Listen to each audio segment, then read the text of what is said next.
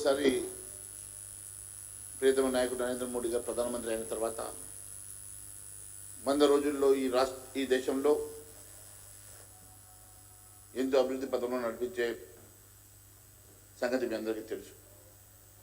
ఎన్నో అంశాలను కొన్ని లక్షల కోట్ల రూపాయలు అట్టడుగు బడుగు బలైన వర్గాల కోసం, పేదల కోసం, రైతుల కోసం, మహిళల కోసం, విద్యార్థుల కోసం, యువత కోసం వెచ్చిస్తూ దేశ అభివృద్ధి ధ్యేయంగా ముందుకు వెళ్తున్న సంగతి మీకు తెలుసు.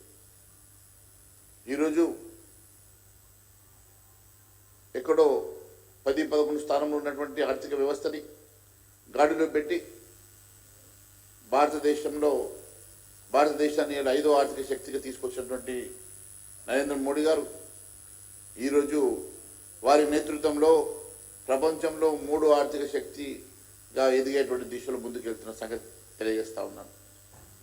అన్నదాతలకు అండగా మరి పిఎం కిసాన్ నిధి కింద 9,30,00,000 మంది రైతులకు దాదాపు 20,000 కోట్ల రూపాయలు పంపిణీ చేసిన సంగతి నేను గుర్తు చేస్తూ ఉన్నాను. అంతేకాదు 2024-25 కోసం ఎంఎస్పి పెంచి రైతులు పండించిన పంటకి గిట్టుబాటు ధర వచ్చే విధంగా మరి చర్యలు తీసుకునే సంగతి నేను గుర్తు చేస్తూ ఉన్నాను. అంతేకాదు ఎంఎస్పి కొనుగోలు చేసే రైతుల కోసం 2 లక్షల కోట్ల రూపాయల చెల్లింపులు చేసినటువంటి ఘనత భారతీయ జనతా పార్టీ ప్రభుత్వం అని తెలియజేస్తూ ఉన్నాను. 2,000 కోట్లతో మిషన్ మౌసం అని వెంటనే ఈ క్లైమేట్ ఎప్పటికప్పుడు రైతులకు చేరవేసే విధంగా ఆధునీకరణ చేసేటువంటి సంగతి నేను తెలియజేస్తా ఉన్నాను. జీవనోపాధిని మెరుగుపరచడానికి 7 పథకాల ద్వారా 14,200 కోట్ల రూపాయలు రైతుల కోసం ఖర్చు చేసే సంగతి నేను తెలియజేస్తా ఉన్నాను.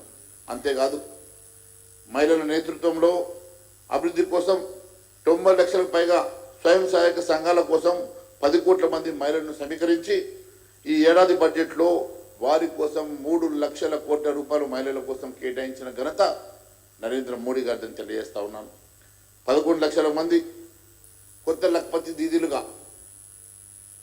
నరేంద్ర మోడీ గారి చేతుల మీదుగా ధృవీకరణ పత్రాలు తీసుకునే సంగతి కూడా నేను గుర్తు చేస్తూ ఉన్నాను. దాదాపు 11 లక్షల మంది కొత్తగా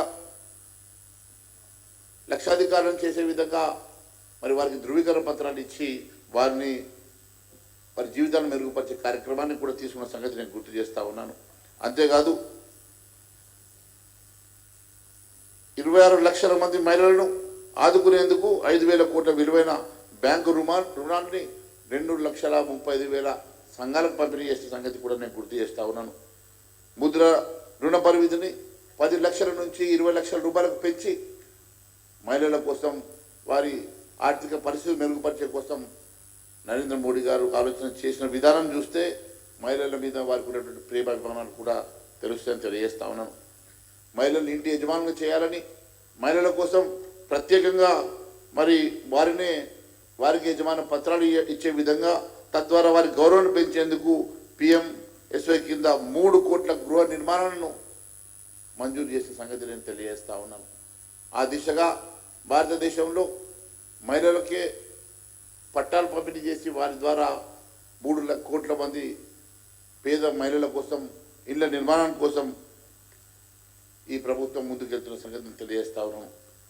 మహిళలు కొనుగోలు చేసేటువంటి రిజిస్ట్రేషన్ ఫీజును కూడా తగ్గించడానికి రాష్ట్రాలని కోరిన సంగతి కూడా నేను గుర్తు చేస్తూ ఉన్నాను. యువశక్తికి రెక్కలు 4,10,00,000 మంది యువత నైపుణ్యాన్ని పెంపొందించడానికి ఉపాధి కల్పన కోసం 2 లక్షల కోట్ల రూపాయలు ప్రధానమంత్రి ప్యాకేజీ మంజూరు చేసిన సంగతి నేను గుర్తు చేస్తూ ఉన్నాను.